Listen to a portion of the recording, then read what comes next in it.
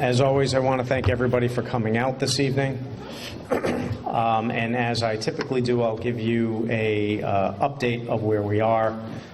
We were actually just in court. There were a few of you were there, but we were just in court giving a interim report to the court. Nothing of any major substance, so we did not address benefit cuts or anything of that nature. It was a general standard report that the court had asked to give 60 days after the last one, which was in March.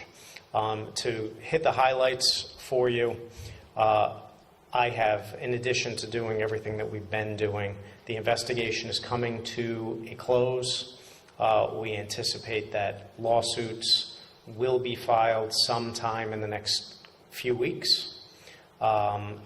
I cannot, for reasons that I hope are clear to everybody, I cannot reveal tonight either who we are going to be suing or the basis of those claims. Once they're filed, then I can certainly speak to you and answer questions as to what we're doing and why we're doing it.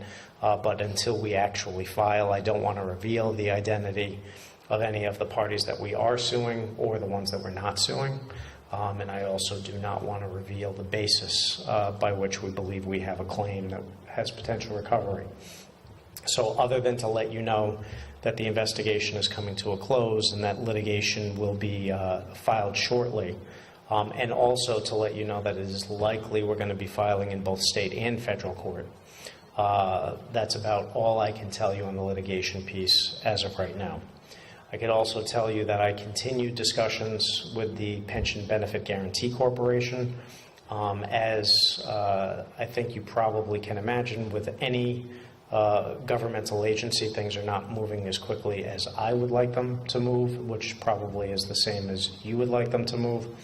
And unfortunately, the federal regulations that establish their obligations and their rules do not provide a time frame for them to respond to me in any manner.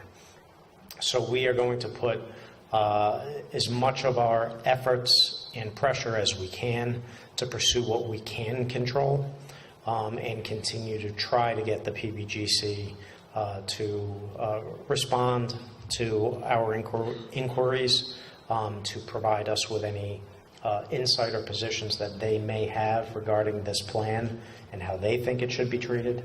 But as of right now, we've had what I'll call several preliminary discussions. They've reviewed several tens of thousands of pages of documents. As far as my last call with them, which was approximately 2 to 3 weeks ago, they were still reviewing that information, and they did not have any determination for me yet. So that's where I stand with that. As far as your pension plan assets go, when we started this in August of 2017, as you may recall, there were approximately $86 million in pension plan assets, and those were invested in a manner that I inherited. It was approximately a 67% to 33% versus growth and reduced risk assets, with the reduced risk being 33%. I will tell you that I have, upon the advice of the investment manager, which is Mercer Investments, that I have altered the allocation of the investments to a 50-50 split. And what I will tell you about that is, although it is characterized as a 50-50 split, there is a range, a percentage range for those investments. So although my target is essentially 50-50, depending on the activity in the market and the performance of the market, the investment manager has the discretion to move that up more towards a 60-40 allocation if it feels that it's appropriate to do so. So we did make that change. That change was based on a number of things, one of which you are all very much aware of, is that there's no money going into this plan unless we can recover it through some type of litigation efforts or whatnot. So with a plan that has no funding that is happening on a regular basis and no funding that is guaranteed on any level at any particular time, I felt it was prudent to engage them in that discussion, and it was in fact their recommendation to change that allocation, so we did do that. Consistent with the hearing in March, the court allowed I'll call it a deferral of any discussion regarding benefit cuts for at least 90 days. So as anybody who has been receiving benefits knows, you have not seen any change in the amount of the check that you've been receiving. And unless you hear from me either up here or in a filing, in case that I'm not here before that happens, there will be no change in those benefits. The only time there would be a change is if I request it, and then my request would have to go to the court. So unless you hear from that, there will be no change going forward until further notice. In addition, I refer to it as we turn the switch back on for applications and elections that had been stayed as of August of 2017.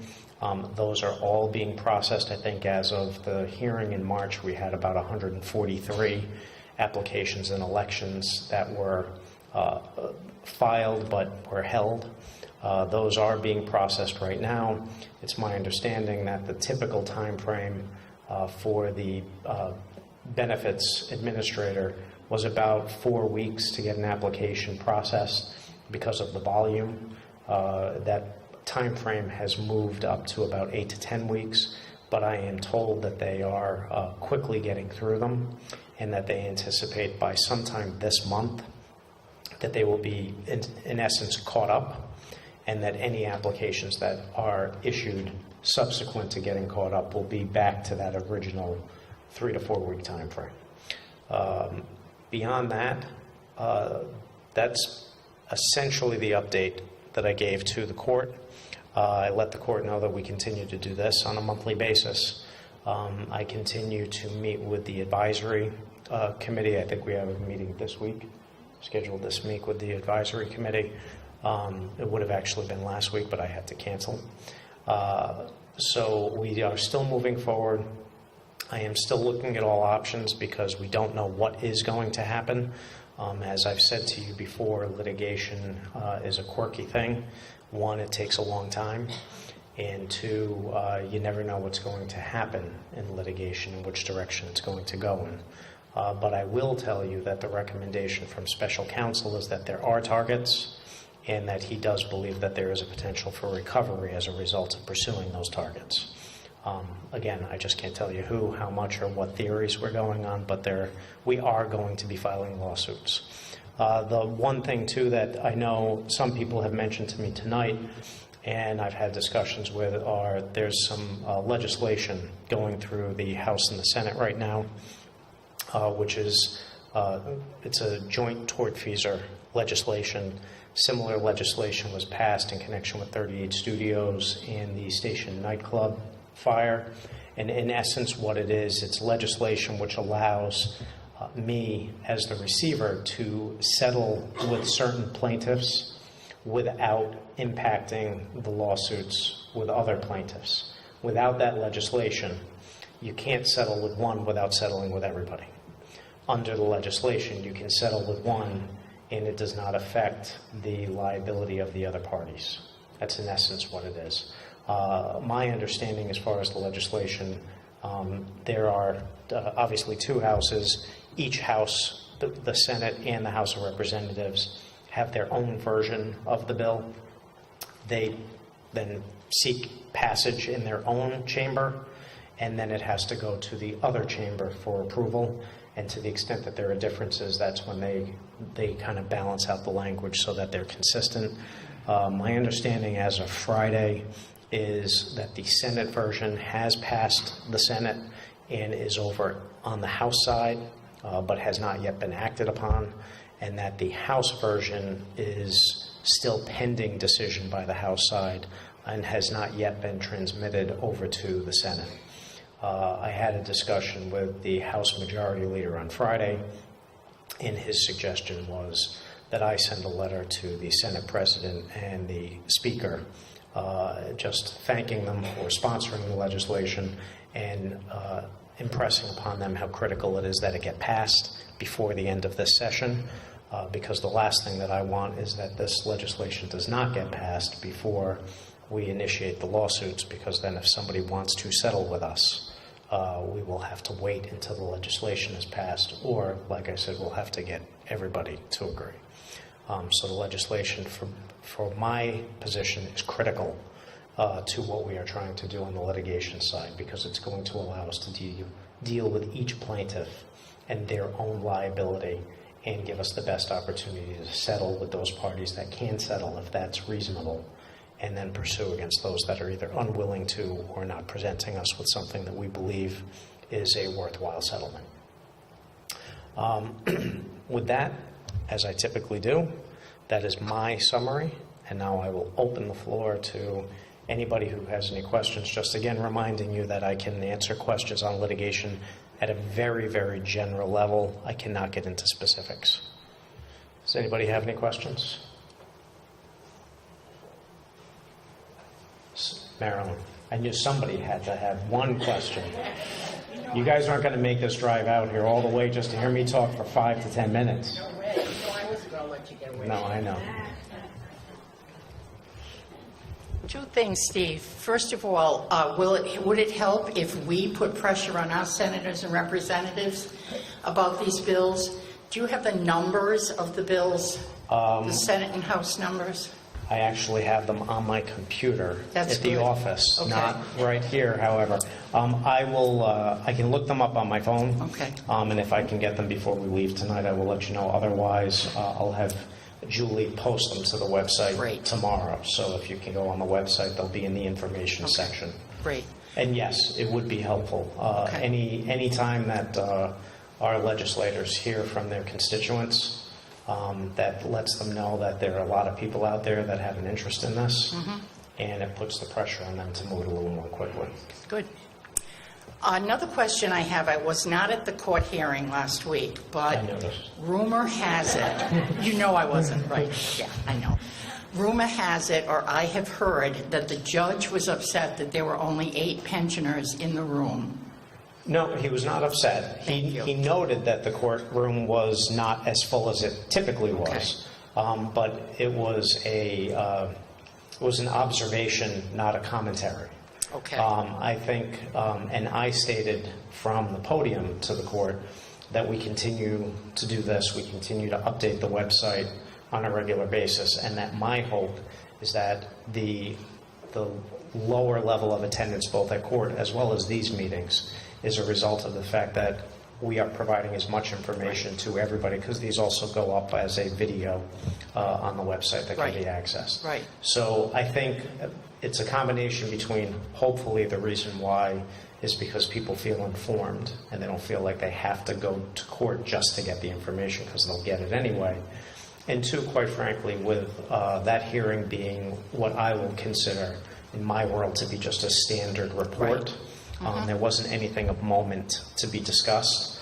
It would be a lot different if I were there on a recommendation, even if I'm seeking deferral of a recommendation on benefit cuts. That's something that is important to every single one of you.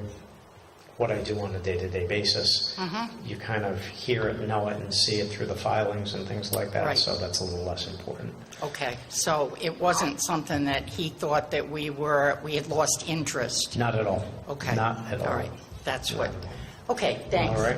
Also, you don't have to wait there.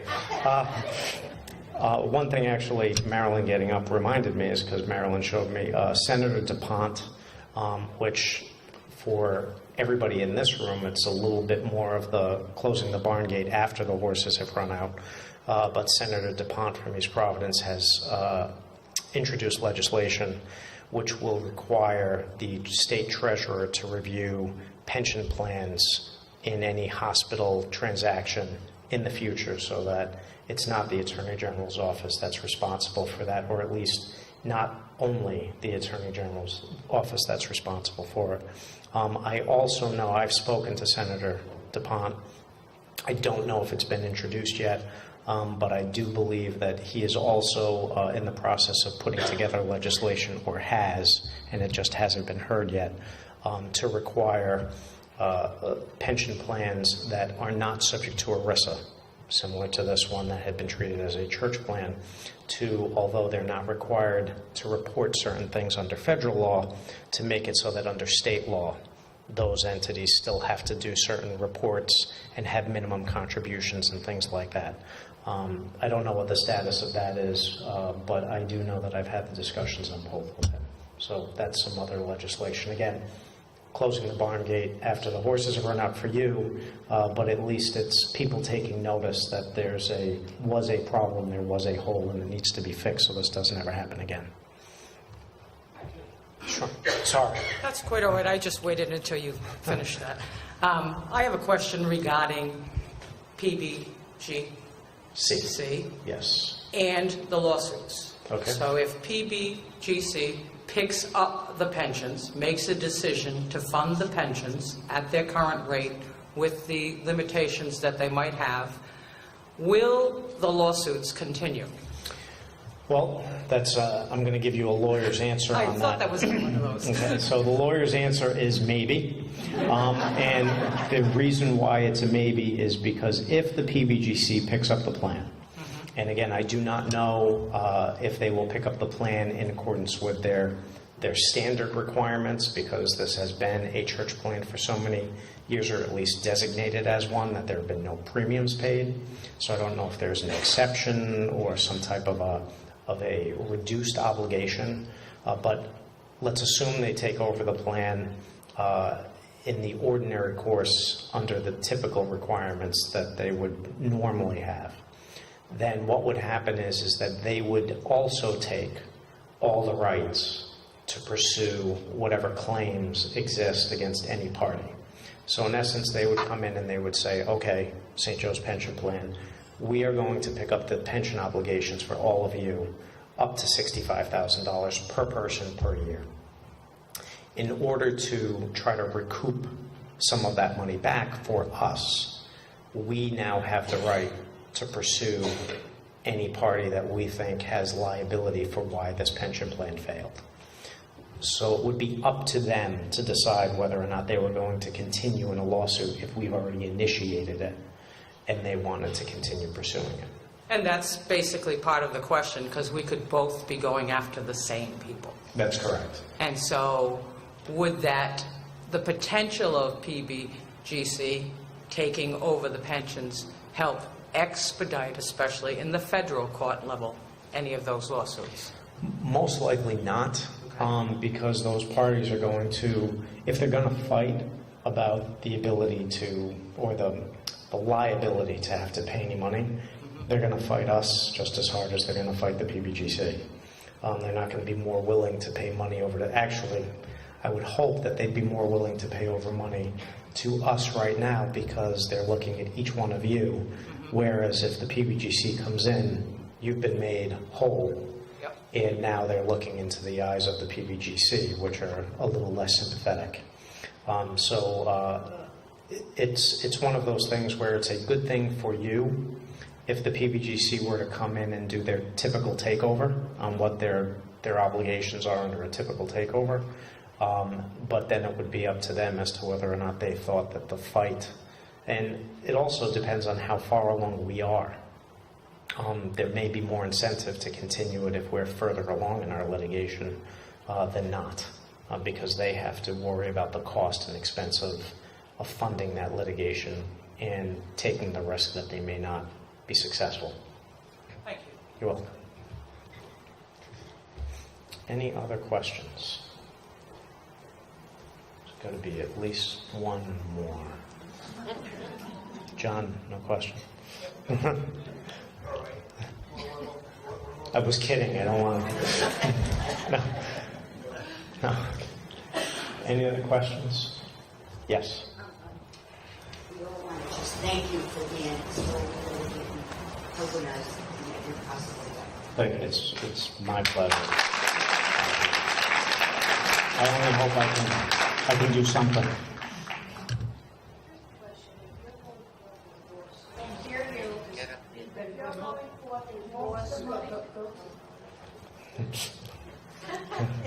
If you're going forth with lawsuits, is it covering all retirees, people who have left St. Joe's and people who are still working there? Is it going to be an all-inclusive lawsuit? In essence, and I've had this discussion with special counsel, Max Wistow in his office, in essence, his charge is go get as much money as you possibly can. I'll worry about how to deal with the money once it comes into the plan. So there is no distinction being made for Max as he pursues as to whether or not you're currently receiving, you're vested but not receiving, you're currently employed, not employed. He's just suing for the maximum amount of money that he can so that it can come into this plan. And then we'll have to try to figure out what to do with it if it's a penny less than what this plan needs to survive at 100%. So it's all-inclusive and guaranteeing everyone something? It's Is that what you're guaranteed, saying? correct. So if I have, as of right now, I believe the last report I have as of the end of April was 82 million. 82 million and change, plan assets. If Max is, and he'll probably kill me for giving a number because he's like, don't give a number, don't give a number. If he collects 40 million, that 40 million gets added to the 82, and then we deal with it. We deal with what that is in terms of what you are owed under your pension. And this is probably an unrealistic question, but people who have let this slide, are they considered responsible under the law to pay in other ways besides monetary settlement? Like jail? I'm really not happy Well, I about will, this. So. Fortunately for I me. had to ask you. No, and it's a good question. I guess fortunately for me, I only am part of the civil side of this. So Max and I are pursuing financial recovery. To the extent that there are criminal charges or anybody believes that there should be at least a review of whether or not criminal charges, that would be up to either the Attorney General's office or the U.S. Attorney's office, depending on I which law. guess that's not going to go anywhere then, is it? It all depends. Because it would all include depends. him. But It is- federally, is it a possibility? If the U.S. Attorney believes that there are some actions that any party took that violate federal criminal law, then the U.S. Attorney's office could pursue that if they felt it was worthwhile to pursue. I will tell you, quite honestly, quite upfront, I have not had a discussion with either agency on the criminal side, which, quite frankly, does not surprise me, because most often they wait and see what lawsuits are brought on the civil side and what the theories of damage are in order to determine whether or not they think that there's some criminal liability there. So if you're talking breach of contract, they may say, okay, it's a breach of contract. But if you get into issues where maybe there's a claim that there's a breach of fiduciary duty or something like that, or that money was supposed to be invested, it wasn't, things of that nature, then those agencies would then come and ask for information that we have, or they would do their own independent investigation. But as of right now, I haven't spoken to either the state or the federal agencies on that. So they would actually have to look into the fact whether or not the diocese or whoever originally funded us have reneged on their responsibility, and if that is against the law. Correct. Correct? Not honoring their obligation Right. is something we can pursue civilly. Whether or not that failure to honor the obligation rises to some criminal level would be for those agencies to determine. Okay, thank you. Sure. Any other questions? While people are thinking about it, I will tell you, the judge did schedule the next hearing on the next report for 60 days from last week. So we're looking at, Julie, sometime at the end of July, which if people know their math and their calendars, the judge gave me basically till the beginning of July on a deferral of benefit cuts, and I've got a report scheduled for the end of July. What I'm going to do is I'm going to have a discussion with the judge on that and see if I can match those dates up so that for this, as well as going forward, to the extent that there's anything that needs to be done, they're all done on the same time frame, because quite frankly, I don't want to have to incur the expense to go into court twice when I can do it once. It's better for you, also better for me, to address it all at once. It may not be uncommon or a surprise if you see a hearing pop up before the end of July. We are going to be filing lawsuits, and once the lawsuits are filed, I may be going in to ask the court to do certain things in connection with those lawsuits. So I'm letting you know right now that I may be asking the court to do that. It doesn't mean there's something going wrong or anything like that. It's just what we need to do procedurally to make sure that we don't compromise what we're trying to do with the various plaintiffs. And like I said, if we end up in two courts, we want to make sure that those work cooperatively, not against each other. Okay? Yes? Regarding the meeting at the end of July, is this a meeting that we should be attending? You mean the hearing at the end of July, the report? Correct. It all depends. At this point, I would say it'll be as uneventful as the one that happened last week, meaning there was nothing spectacular to advise the court, just a status update. Although between now and the end of July, things may change. I may have something quite significant to talk to the judge about. So I file those reports in advance of the hearing. We will definitely be having a meeting like this before the end of July.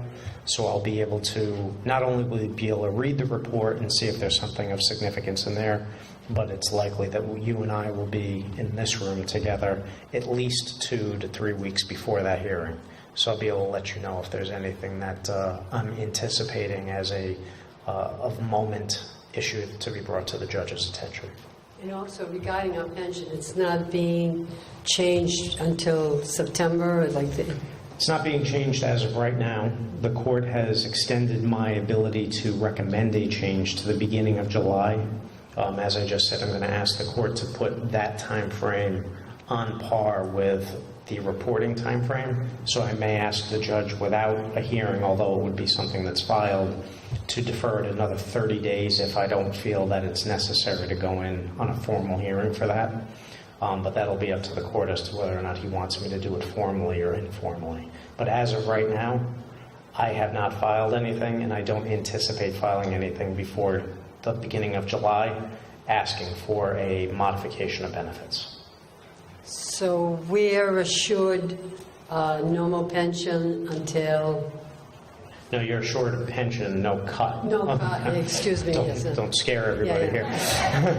So you're at least, at the very least, up through July, your check will be unaffected. And quite frankly, it would be unaffected even in August as well, because even if I were to seek some modification, it would take time for that to get into the system, and that would probably go into September.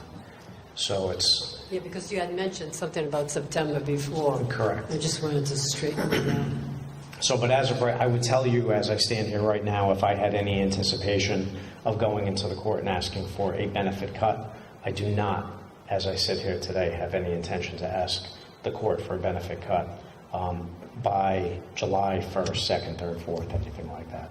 So as I sit here today, status quo. Okay? Any other questions? This was a very short night. Well, I want to thank everybody for coming out, as always, and we will be scheduling another one of these for July. I do understand with the summer that people's schedules get a little bit different. People want to relax a little bit more rather than come here, but we will be having this in July, and if you cannot make it, as we always do, we will be posting a link so you could watch the meeting online. I'm sorry? Julie can give you the website. With that, I want to thank everybody and have a very good night. Drive safely, and I will see you soon.